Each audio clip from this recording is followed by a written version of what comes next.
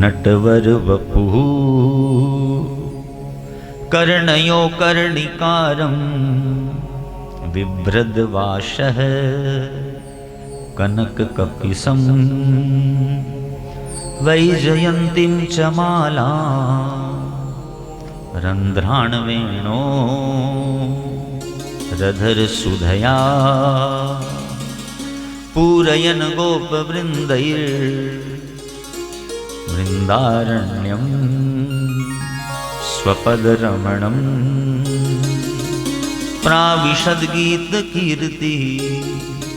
प्राविशद्गीतकीर्तिः। इसमें भगवान की स्वरूप माधुरी का वर्णन है। वरहापीडम ठाकुर जी मोर मुकुट धारण करते हैं। नट वर वपु, नट कहते हैं नाचने वाले को, सभी नाचने वाले। नट वर वपु, सभी नाचने वालों में जो सर्वश्रेष्ठ है। मोर का मुकुट धारण करते हैं, मोर पंख धारण करते हैं। नटवर वपु कर्णयो कर्णिकारम, कान दो हैं भगवान के, लेकिन भगवान कम फैशनबाज नहीं है जी। जैसे आजकल की माताएं, पहले 2 हाथों में चूड़ा पहना जाता था, 2 हाथों में चूड़ियां पहनती थी। आजकल 1 हाथ में चूड़ी और 1 हाथ में घड़ी आ गई। ठीक उसी तरह फैशन हमारे ठाकुर जी की निकाली हुई है।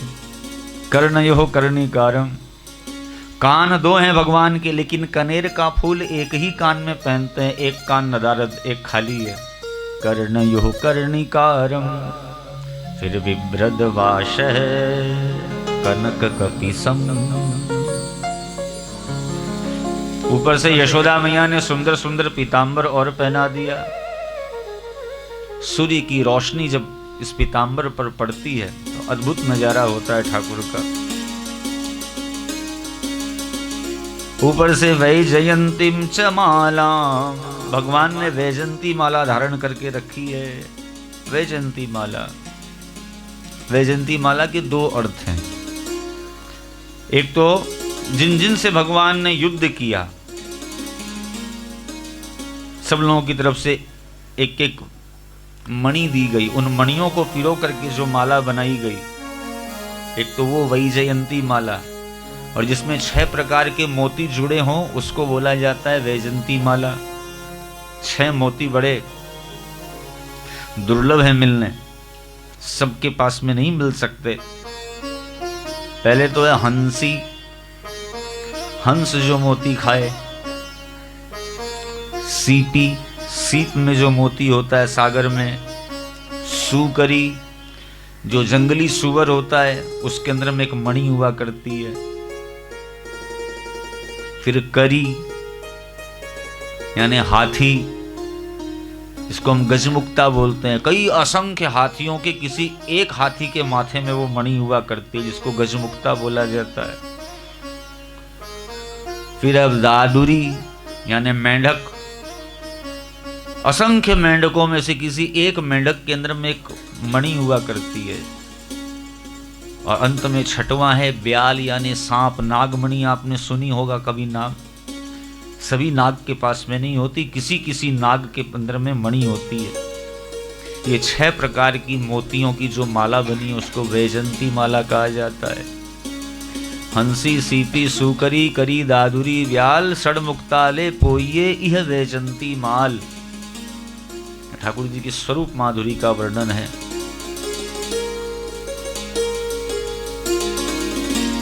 इतना सुंदर स्वरूप धारण करके फिर रंध्रान वेणो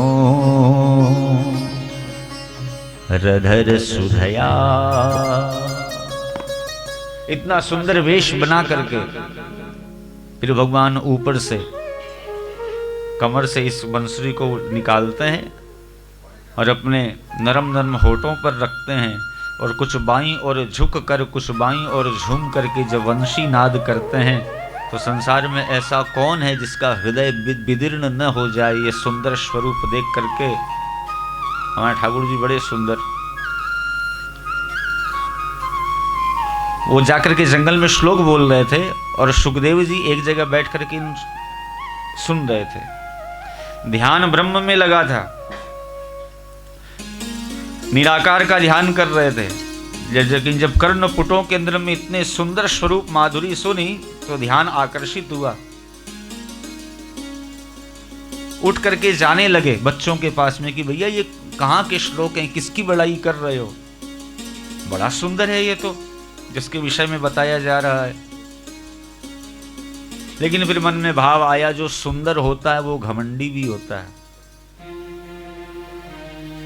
कहने का अभिप्राय ये है, अगर कोई भी वस्तु की बहुतायत आपके पास में हो जाएगी तो आप उसका दुरुपयोग करोगे ही करोगे।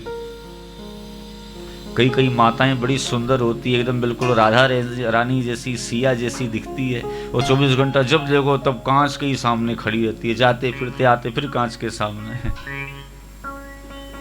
मजाल थोड़ा सा भी बाल इधर उधर हो जाए या थोड़ा सा भी काजल इधर उधर हो जाए,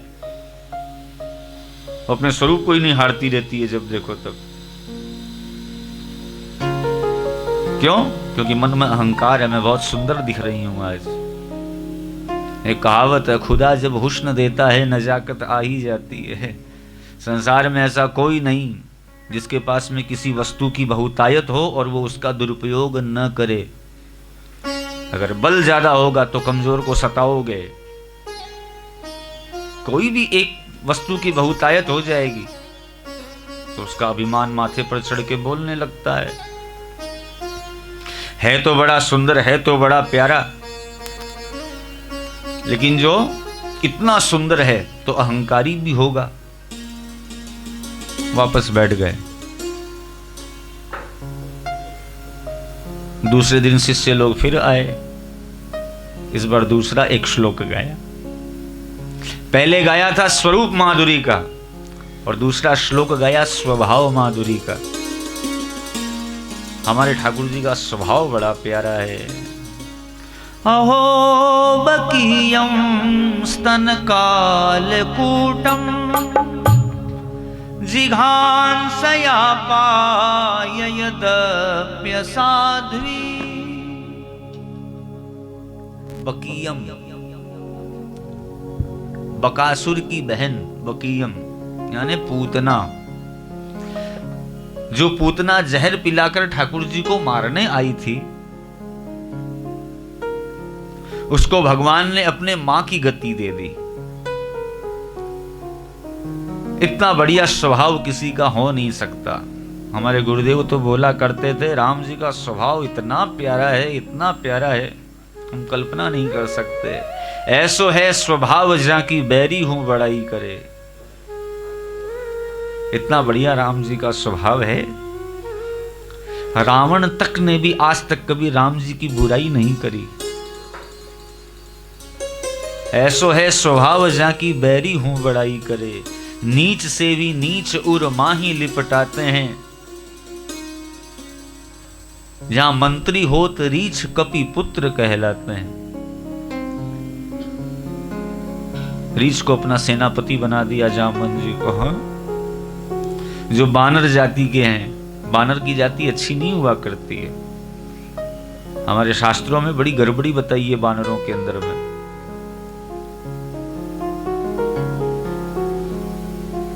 अगर सपने में बानर दिख जाए तो समझ लीजिएगा कल कुछ न कुछ बहुत बुरा अनिष्ट जरूर होने वाला है हमारे संग में। लेकिन जब से राम जी ने बानरों को अपना मित्र बनाया, सुग्रीव मित्र हैं और एक है कपि पुत्र कहलाते हैं, हनुमान जी को अपना बेटा बनाया है सिया जी ने। जब से अपना बेटा बनाया, अब से अगर बंदर दिख जाए सपने में तो समझ लीजिएगा साक्षात हनुमान जी के दर्शन हो गए। तो यहाँ जो बुरे से बुरे लोग हैं उनको भी अपने हृदय से राम जी लगा करके रखते हैं। ऐसा स्वभाव तो किसी का हो ही नहीं सकता। पहले दिन स्वरूप माधुरी का श्लोक, दूसरे दिन स्वभाव माधुरी का श्लोक। अब तो सुखदेव जी का मन आकृष्ट हो गया। भैया ये श्लोक कहाँ के हैं? शिष्यों ने कहा ऐसे ऐसे 18,000 श्लोक हैं हमारे गुरु जी के पास में। किसकी स्तुति है? का वो तो आप गुरु जी से ही चल के पूछिएगा।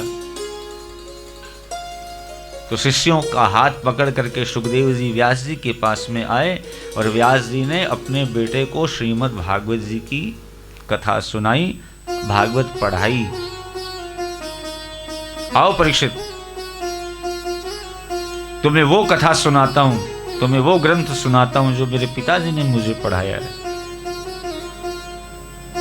तुमने क्या कहा? 7 दिन है तेरे पास में? बहुत होते हैं 7 दिन। भगवान से मिलने के लिए 7 दिन बहुत हैं, मुक्ति पाने के लिए 7 दिन बहुत हैं। अपनी सभी आशाओं को मोड़ करके ठाकुर जी के चरणों में समर्पित करने के लिए 7 दिन बहुत होते हैं। हमारे यहाँ एक बुल्ले शाह नाम के पंजाबी भगत हुए हैं।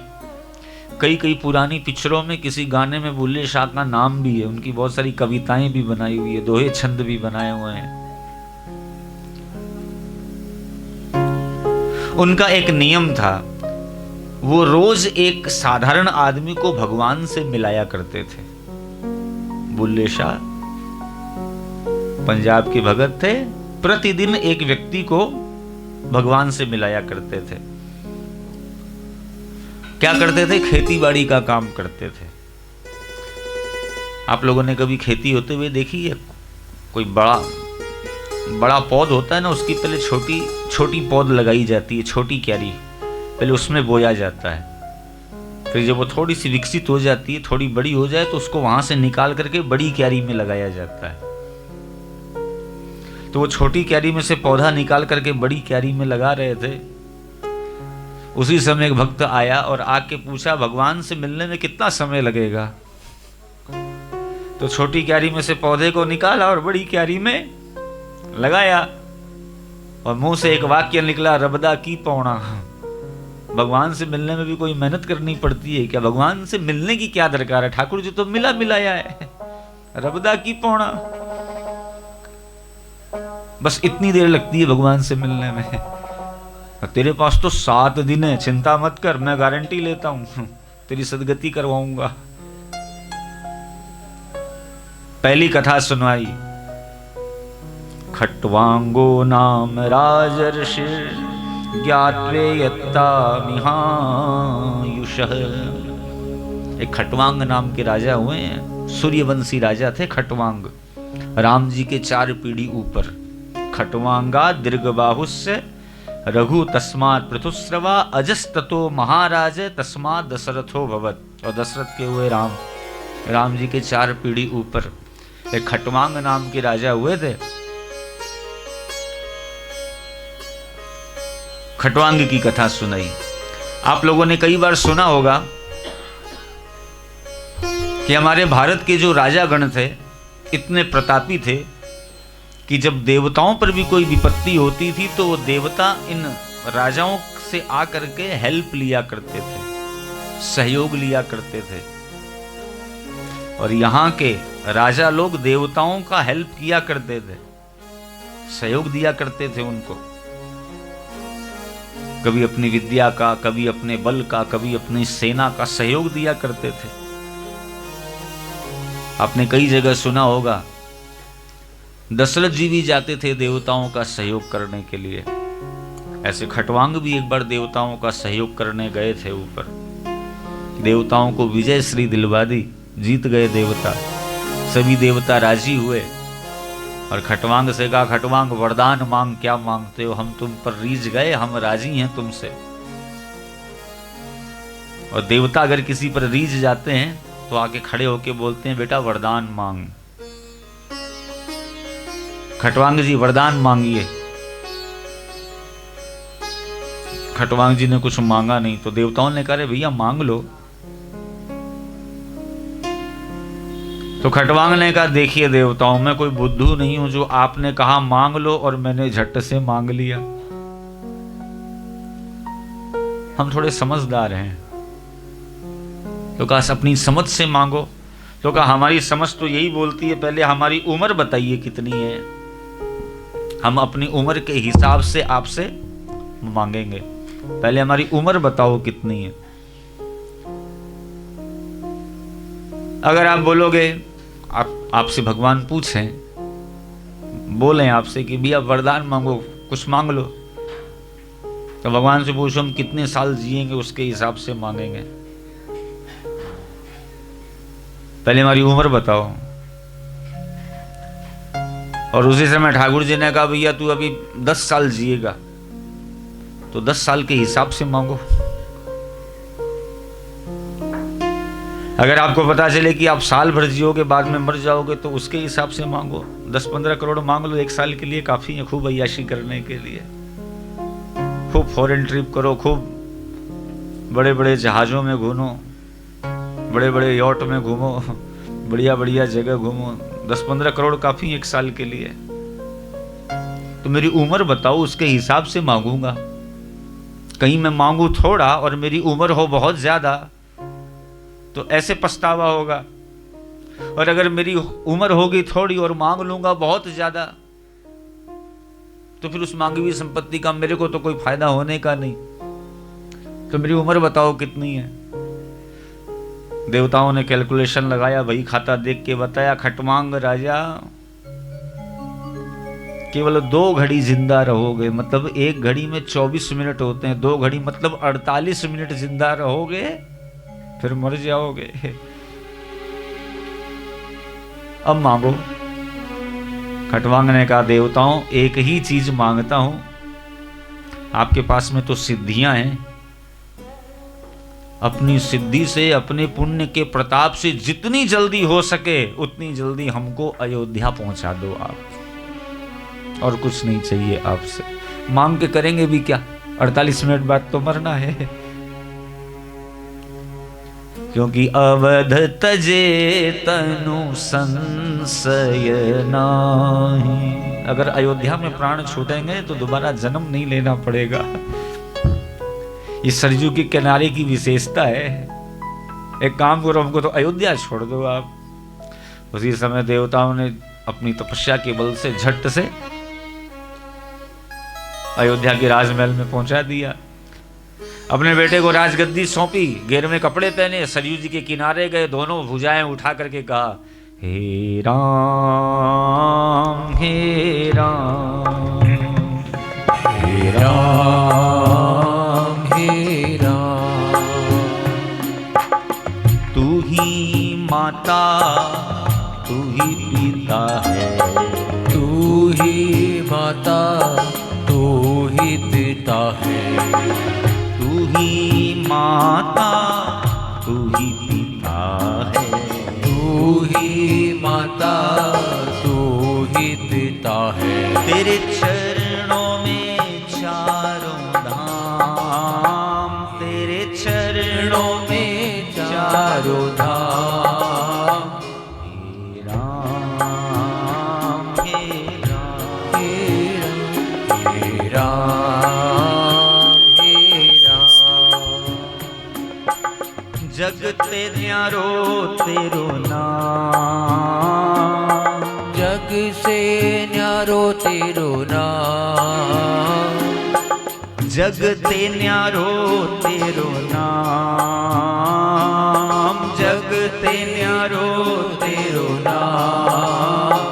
हे राम हे राम हे राम।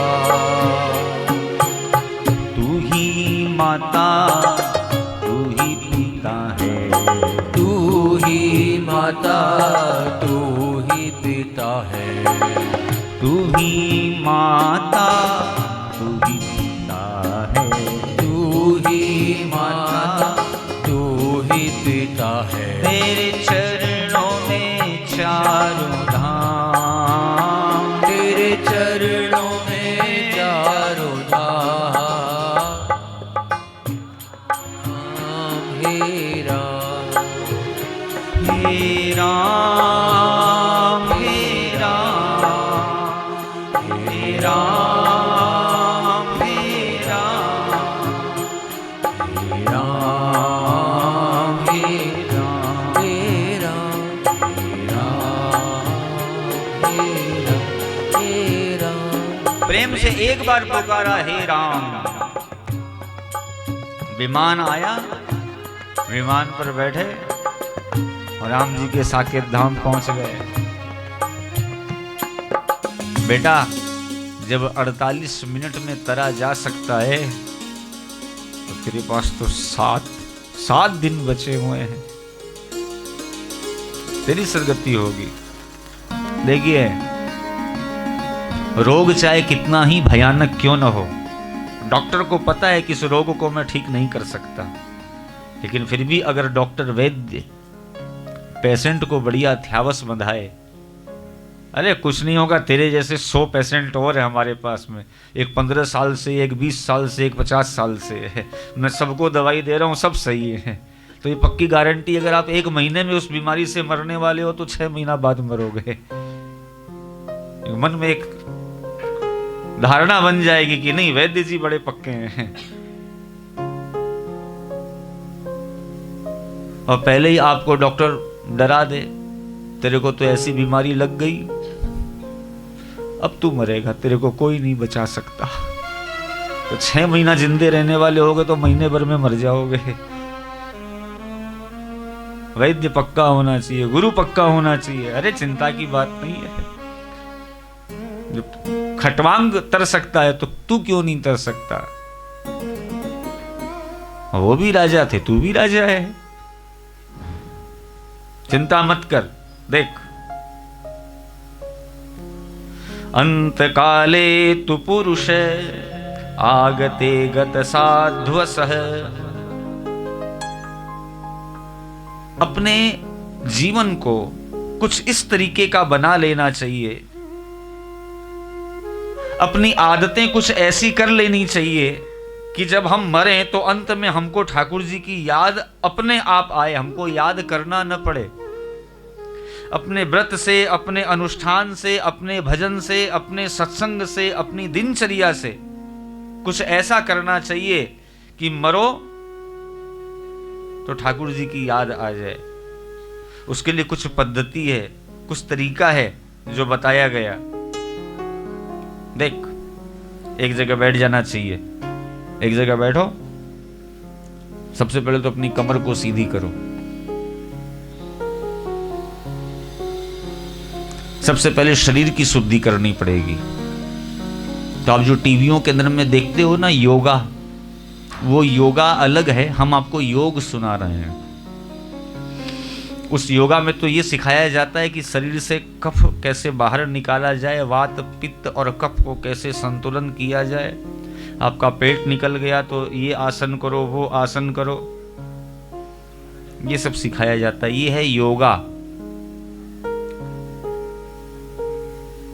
शरीर दिखने में अच्छा होना चाहिए, ये योगा सिखाती है। और योग जो है, शरीर के अंदर की जितने भी बुराइयां हैं उन सबको ठीक करने के लिए योगा है। सबसे पहले तो देख, अपनी कमर कर लो सीधी। 60 चक्र है हमारी रीढ़ की हड्डी में, 6 कमल हैं जो औंधे हैं, 5 प्रकार की वायु है हमारे शरीर में। ये 5 प्रकार की वायुओं को मिला करके ये यौगिक क्रिया है। सबसे पहले तो आसन, अपने आसन को सिद्ध करो। फिर उसके बाद में यम नियम इत्यादि बहुत सारी प्रक्रियाएं, पूरी प्रक्रिया बताई है। एक जगह बैठो, बैठ करके ध्यान करो ठाकुर जी का। देखिए, नल जो होती है उसके नीचे बल्टी रहेगी, तो नल खोलोगे तो सीधा बल्टी में पानी जाएगा, और नल लगी हो यहाँ, बल्टी रखी जाए यहाँ, तो भरेगी नहीं। तो हमारे सबसे उपले छिद्र के सबसे ऊपरे भाग में ब्रह्म का निवास बताया गया है। ये ब्रह्म स्थान है हमारा। कभी भी किसी को यहाँ माथे पर नहीं मारना, ये ब्रह्म स्थान हुआ करता है। तो सबसे पहले तो सीधा बैठे, तो 60 चक्र बिल्कुल सीधे समता में आएंगे। उसके बाद में अपनी यौगिक क्रिया के द्वारा पंच वायुओं को एकत्रित करके ऊपर की ओर लेके जाए। जो 6 कमल औंधे हैं उनको सीधा करे उस वायु से, पूरी प्रक्रिया है। और बैठ करके परमात्मा का चिंतन करना चाहिए। संसार में हर जगह से अपनी बुद्धि हटा दो। देख, ध्यान की प्रक्रिया बता रहा हूं तेरे को। सबसे पहले तो सूक्ष्म ध्यान बताया, सब जगह से मन को हटाओ, आंखें बंद करो, बैठ करके रीढ़ की कमर की हड्डी सीधी करके ओंकार का चिंतन करो। ये एक सूक्ष्म ध्यान। परिस्थिति ये बड़ा मुश्किल है, सबके बस की बात नहीं है ये करना। ये सीधे बैठोगे ना तो थोड़ी देर में भगवान का ध्यान हो या नहीं हो, कमर की दर्द का ध्यान जरूर हो जाएगा। योग साधना सबके सरल की बात नहीं है, सबके सामर्थ्यता में नहीं है। तो इस झमेले को छोड़, अगर उसमें मन न लगे तो कोई बात नहीं, एक जगह बैठ के ध्यान करने की दरकार नहीं है। आंख खोल के तुमको जो कुछ भी दिखाई दे सब में परमात्मा का चिंतन करो। ये बातें मैं आपको 2 दिन से समझा रहा हूं। भगवान संसार तो बनाते हैं, लेकिन स्वयं भगवान संसार बनते हैं। हर जगह परमात्मा की सत्ता है। ये जो कुछ भी हमको दिखाई देता है, विराट स्वरूप का वर्णन बताया। 14 भुवन है, 7 लोक नीचे के, 7 लोक ऊपर के, 14 भुवन है। ये 14 तल्ले का भगवान का शरीर है, शरीर के अलावा और कुछ भी नहीं है। ये ठाकुर जी का शरीर है। पांव का जो तलवा है वो पाताल है, एड़ी रसातल है, गुल्फ जो है वो है महातल है, जानू सुतल लोक है, उरु वितल और अतल बताया गया, जंघा को महीतल बताया गया, नाभि को नभस्थल बताया गया। जैसे 7 तल्ले का ये, ऐसी 7 फिर ऊपर है जो वक्षस्थल स्थल है। अलग अलग लोकों में अलग अलग अंगों की कल्पना करे। ये जो हवा बह रही है ये भगवान नारायण की श्वास है। ये सूर्य चंद्रमा ये नेत्र हैं ठाकुर जी के, सब कुछ देख रहे हैं। ये जितनी भी हरियाली है, जो छोटे छोटे पौधे और दूब आपको दिखाई देती है, छोटे छोटे वृक्ष आपको दिखाई देते हैं, भगवान के रोए हैं, रोए हैं विराट नारायण के। और जो बड़े बड़े जंगल, जो बड़े बड़े वृक्ष हैं वो ठाकुर जी के बाल हैं। 2 प्रकार के बाल होते हैं, एक रोए होते हैं और एक बाल होते हैं हमारे यहाँ। ये जितने भी बड़े बड़े पर्वत हैं ये विराट नारायण की हस्तियां हैं, हड्डियां हैं। ये जितनी भी नदियां हैं ये सब की सब विराट नारायण की नाड़ियां हैं, नसें हैं। सुंदर चहचहाते हुए पक्षी गगन में भ्रमण करते हैं, उड़ते हैं। ये ठाकुर जी की कारीगरी है, कारीगरी। ओतप्रोत ऊपर से लेके नीचे तक केवल भगवान ही भगवान हैं। इसीलिए कहा गया सर्वम विष्णुमयम जगत। हर जहां में तेरा जलवा है, हर जहां में तेरा,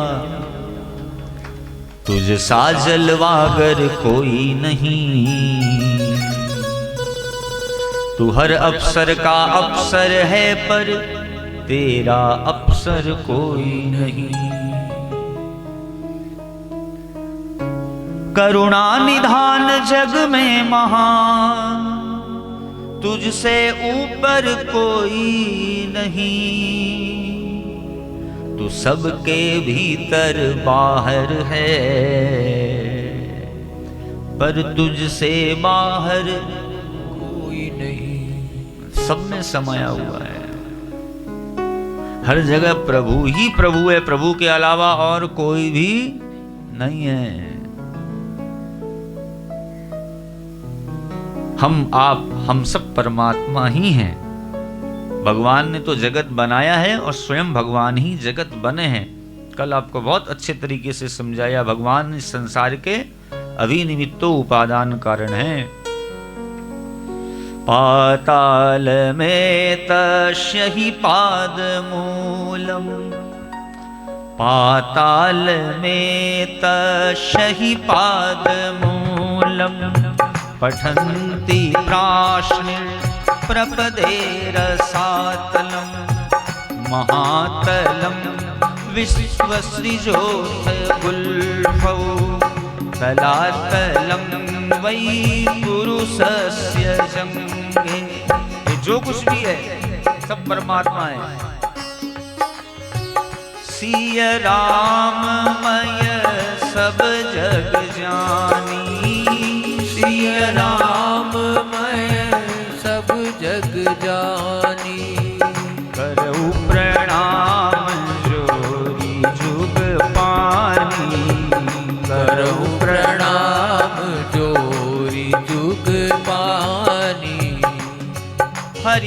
देव जगत जगदेव हरि, हरि तो जग तो नहीं भिन्न तनु, इति यश्यमति परमार्थ गति, सनरो भव सागर मुक्तरति, सरो भव सागर मुक्तरति। हम सब विराट नारायण के अंग हैं, इसीलिए कभी किसी की अवहेलना नहीं होनी चाहिए, कभी किसी की निंदा नहीं होनी चाहिए, कभी किसी से बैर नहीं होना चाहिए, क्योंकि सर्वम विष्णुमयम जगत। जो कुछ भी दिखाई दे रहा है, हम अपने केवल घर की साफ सफाई करते हैं ना, नहीं नहीं, सब जगह की साफ सफाई रखनी चाहिए। विराट नारायण का स्वरूप है। ये नेताओं को और भारत के लोगों को अब चिंता लगी है कि ग्लेशियर पिघल रहे हैं, थोड़ा वातावरण शुद्ध किया जाए, नदियों को साफ किया जाए। कचरा घर बना दिया हम लोगों ने इस पूरे संसार को। भगवान ने तो बड़ा प्यारा बना के इस संसार में हमको भेजा था, हमने इसको पूरा कचरा घर बना दिया। सब में परमात्मा का दर्शन करो। 2 प्रकार के ध्यान का वर्णन बताया गया है, एक सूक्ष्म ध्यान है, एक विराट ध्यान है। एक जगह बैठ करके भगवान का भजन करना, ध्यान करना, ये सूक्ष्म है, और आंख खोल करके सब में परमात्मा को देखना। तुलसिया संसार में सबसे मिलिए धाय, ना जाने किस रूप में नारायण मिल जाए। सब जगह प्रभु की सत्ता है समाई हुई। 2 प्रकार की मुक्ति का वर्णन किया गया। सब में परमात्मा का दर्शन करे और किसी से किसी प्रकार की कोई आशा न रखे। जंगल में चला जाए, जंगल में जाकर के मस्त रहे,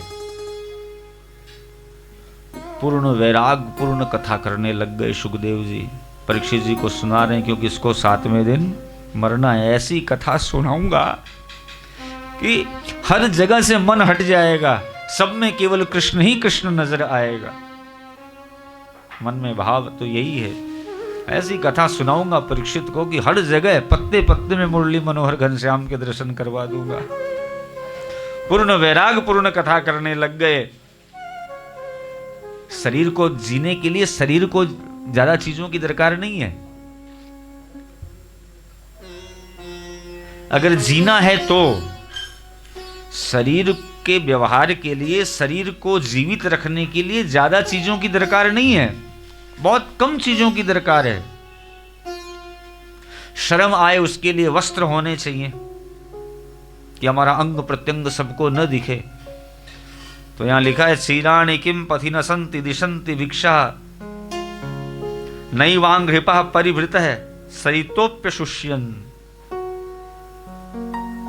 रास्ते में बहुत सारे कपड़े मिल जाएंगे, किसी को भी लपेट लो, अपना अंग ही तो ढकना है। जंगल के में बहुत बड़े बड़े पत्तों वाले वृक्ष होते हैं, कोई भी पत्ता उठाओ और अपने अंग को लपेट लो, शर्म खत्म, लोगों को आपका अंग नहीं दिखेगा। प्यास लगती है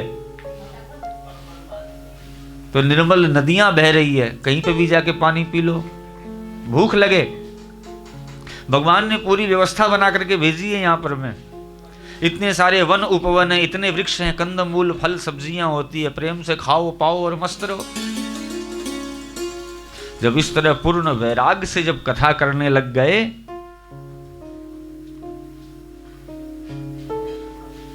और आगे बताया सूक्ष्म ध्यान विराट ध्यान जब वर्णन करने लगे, तो परीक्षित ने कहा, गुरुजी आप जो कथा सुना रहे हैं बहुत अच्छी लग रही है सुनने को, लेकिन प्रभु 7वें दिन मैं मरने वाला हूं, और बाकी जितने लोग बैठ के कथा सुन रहे हैं वो तो जीवित रहने वाले हैं। आप जिस तरह कथा सुना रहे हो ये तो पूर्ण वैरागी भाषा वाली कथा हो गई। समझ रहे हैं आप? कथा करने की 2 शैलियां हैं, एक शांकरी शैली है और एक नारायणी शैली है। एक तो शंकर भगवान पार्वती को कथा सुनाते हैं, ये शांकरी शैली है। कोई सुन रहा है या नहीं सुन रहा मतलब नहीं, अपने तो आंख बंद किए ठाकुर जी का ध्यान किए और कथा करनी प्रारंभ कर दिए। अब बीच में पार्वती सोए या जगी रहे, शंकर भगवान को उससे कोई मतलब नहीं है। वो तो पूरी कथा करने के बाद में अंत में बोलेंगे बोल वृंदावन बिहारी लाल की जय। बीच में हुआ भी है ऐसा। पार्वती जी ने कहा भाई प्रभु मेरे को तो बीच में नींद आ गई। शंकर भगवान ने कहा भैया मैं तो अपनी कथा सुना दिया।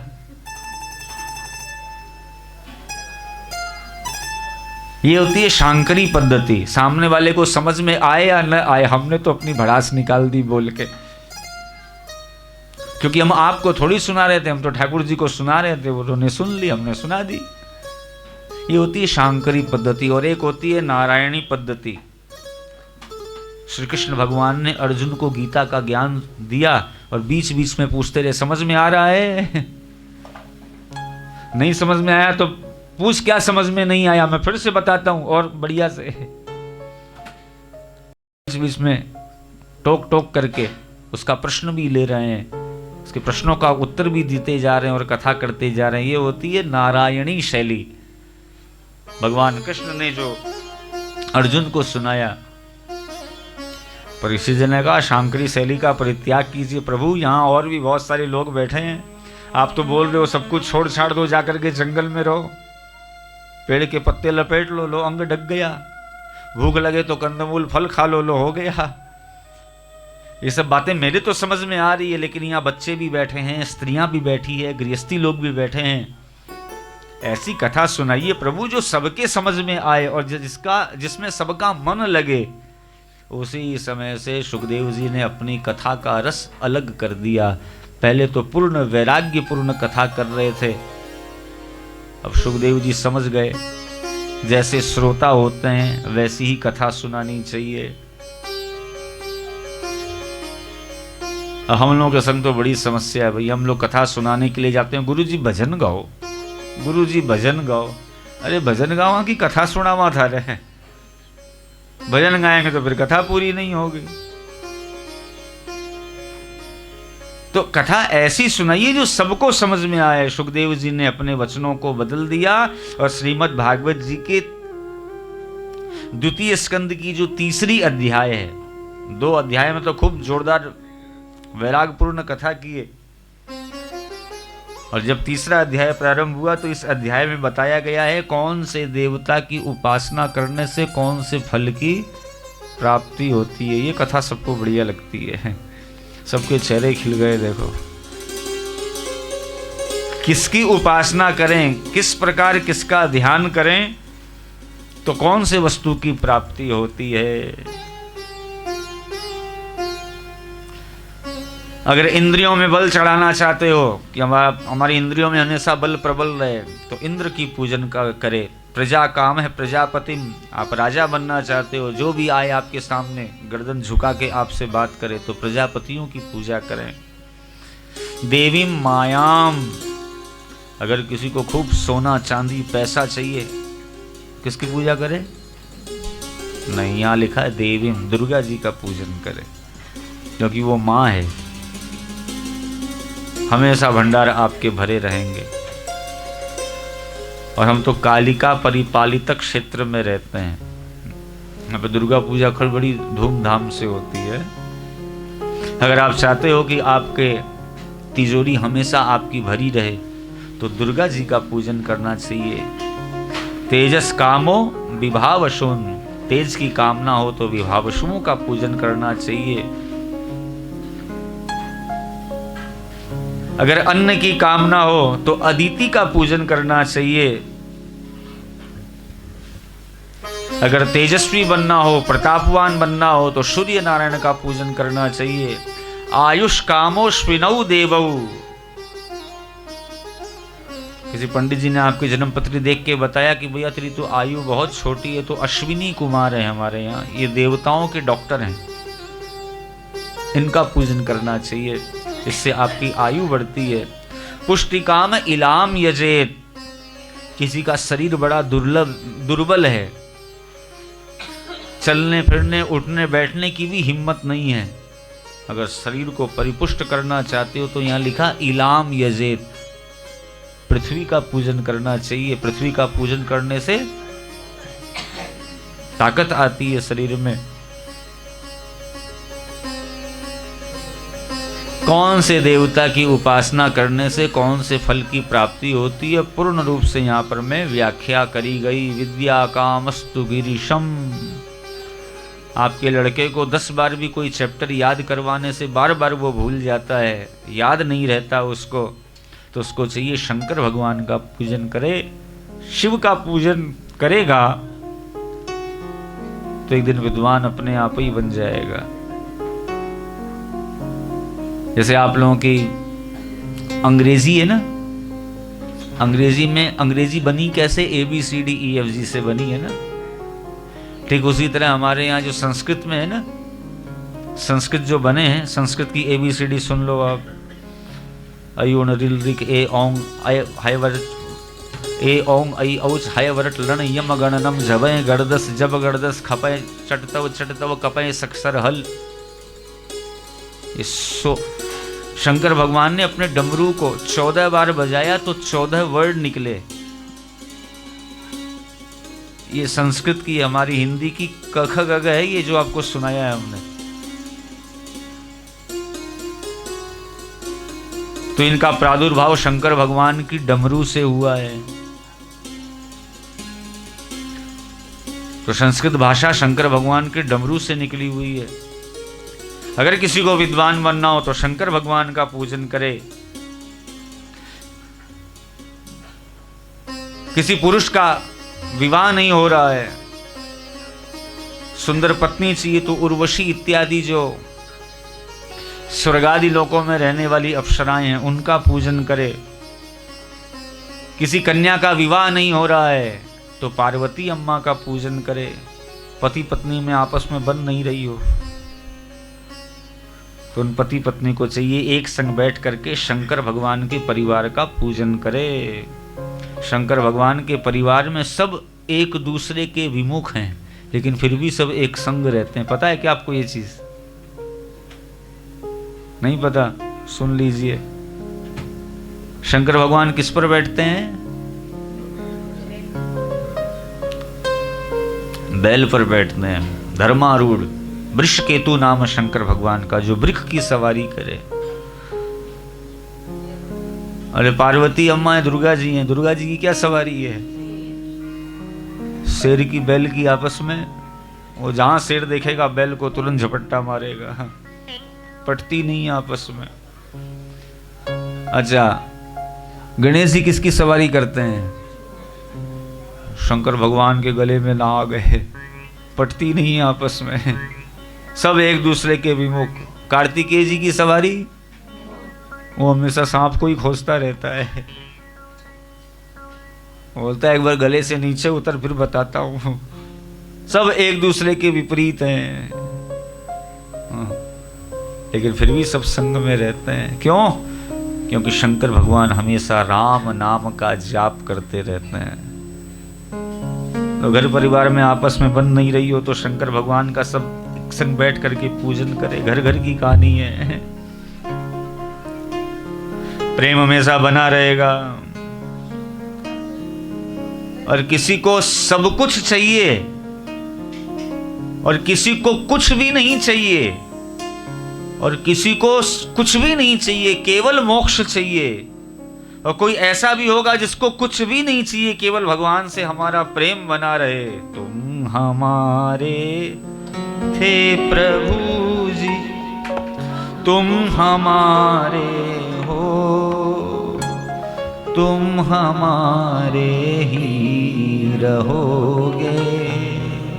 ओ मेरे प्रियतम,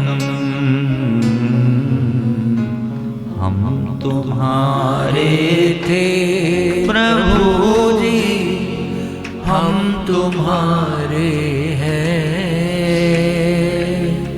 हम तुम्हारे ही रहेंगे। ओ मेरे प्रियतम। अकाम है सर्व कामो वा मोक्ष काम उदारधि, तीव्रेण भक्ति योगेन यजेत पुरुषः परम। विष्णु भगवान का पूजन करने से हर वस्तु की प्राप्ति होती है। किसी को मोक्ष चाहिए तो वो भी मिलेगा, किसी को संसार की सब सुविधाएं चाहिए, सब ऐशो आराम चाहिए, वो भी मिलेगा, और किसी को कुछ नहीं चाहिए, केवल परमात्मा से हमारा प्रेम हो जाए, केवल यही भाव हो, ये भी मिल जाएगा। अकाम है सर्व कामो वा मोक्ष काम उदारधी तीव्रेण भक्ति योगेन यजेत पुरुषः परम। हर वस्तु की प्राप्ति होगी। थोड़ा लोगों का मन लगने लगा, हाँ ये कथा बढ़िया सुनाई, क्या वस्तु की उपासना करें और कौन से वस्तु की फल की प्राप्ति हो। सब लोगों का कथा में मन लग गया। बड़ी जोरदार कथा सुनाई आगे। आयुर्हरति वै पुंसामुद्यमन्नस्तं च संयन्नसौ। अपने जीवन को कुछ इस तरह जीना चाहिए कि अपने जप से, अपने तप से, अपने साधन से कुछ इस तरह अपने जीवन को बना ले कि अंत में ठाकुर जी की याद जरूर आए मरते समय, क्योंकि अंते यामती सा गति, जो सोच के मरोगे वही बनना पड़ेगा। तो अंत में हमको ठाकुर जी की याद आ जाए। शरीर के जितने भी अंग प्रत्यंग हैं उनका उद्देश्य कुछ अलग है, लेकिन हम कुछ अलग ही कर रहे हैं। यहां बताया है, बीले वतो रुक्रम विक्रमान ये न शृण्वतः कर्णपुटे नरस्य जिह्वा सतीर्दादुरिके वसूत न चोपगायत्युरुगाय गाथा। है आंख वो जो जो ठाकुर जी का दर्शन करे। नाक वही धन्य है जो भगवान ने तुलसी जी की माला पहनी उसका सुगंध ग्रहण करे। आंख वही धन्य है जो कृष्ण का दर्शन करे। कान वही धन्य है जो ठाकुर जी का नाम सुने। सिर वही धन्य है जो भक्तों के सामने, भगवान के सामने, संतों के सामने मंदिर में झुके। बड़ा से बड़ा हीरे का मुकुट पहनने से सर की शोभा नहीं है। सर की शोभा है किसी बड़े आदमी के सामने हमेशा झुका रहे। बहुत बढ़िया कोई गाता हो, कोई बहुत बढ़िया कविता बोलता हो, वो इस जीवा की शोभा नहीं है। जीवा की शोभा है प्रेम पूर्वक ठाकुर जी के नामों का उच्चारण किया जाए, ठाकुर जी की कथा गाई जाए। नयन निसंत दर्शन ही देखा, लोचन मोर पंख करि लेखा। ते सिर कटु तुम बड़ी समतूला, जे नमत हरि गुरु पद मूला। बरहाई ते नयने नराणा, लिंगान विष्णोर्न निरीक्षतो ये। पादौ नृणां त्वौ द्रुमजन्म भाजौ, क्षेत्राणि नानुव्रजतो हरेर्यौ। पांव वही धन्य है जो ठाकुर जी के मंदिर की ओर जाए, जो तीर्थों की ओर जाए।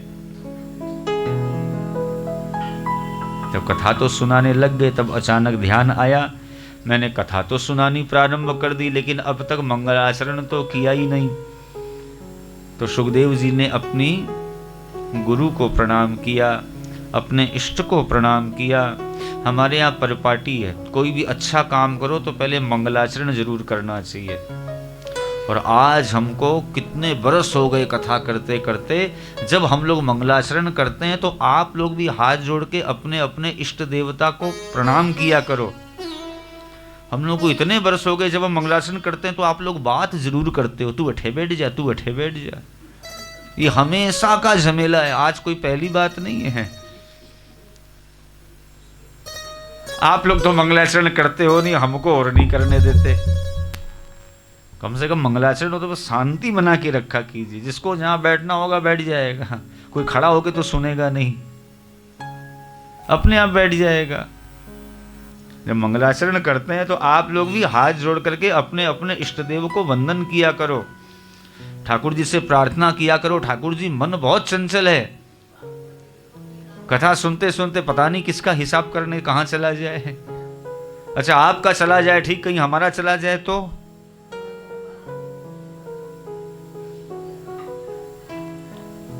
आइए, जो बड़े लोग होते हैं, बड़े वही होते हैं जिसको झुकने की कला जिसमें हुआ करती है।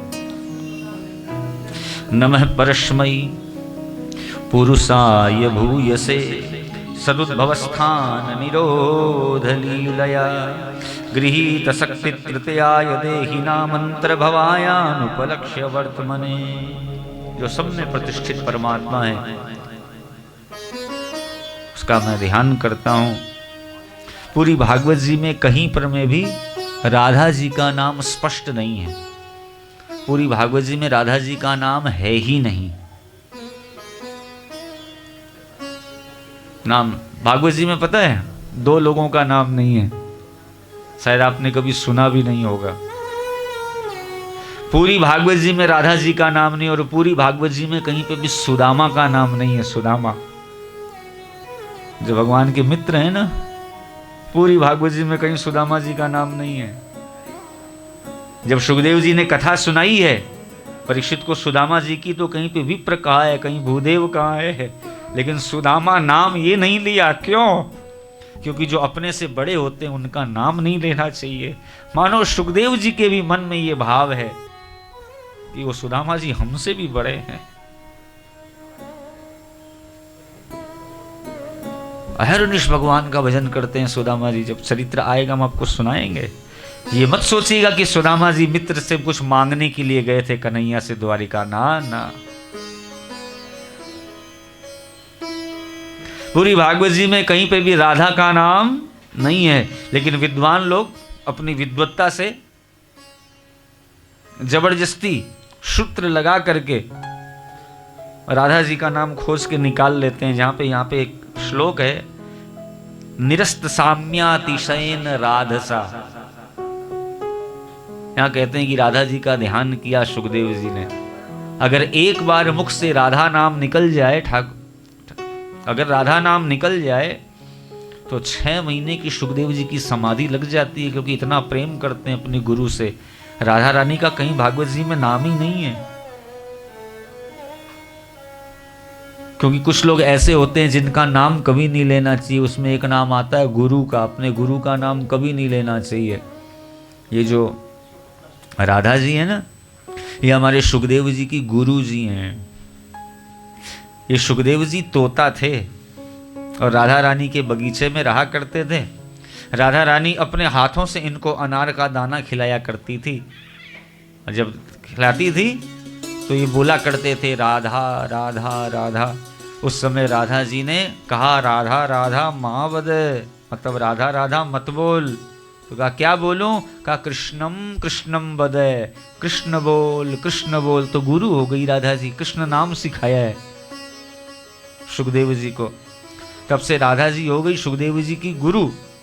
तो गुरु का नाम नहीं लेना चाहिए।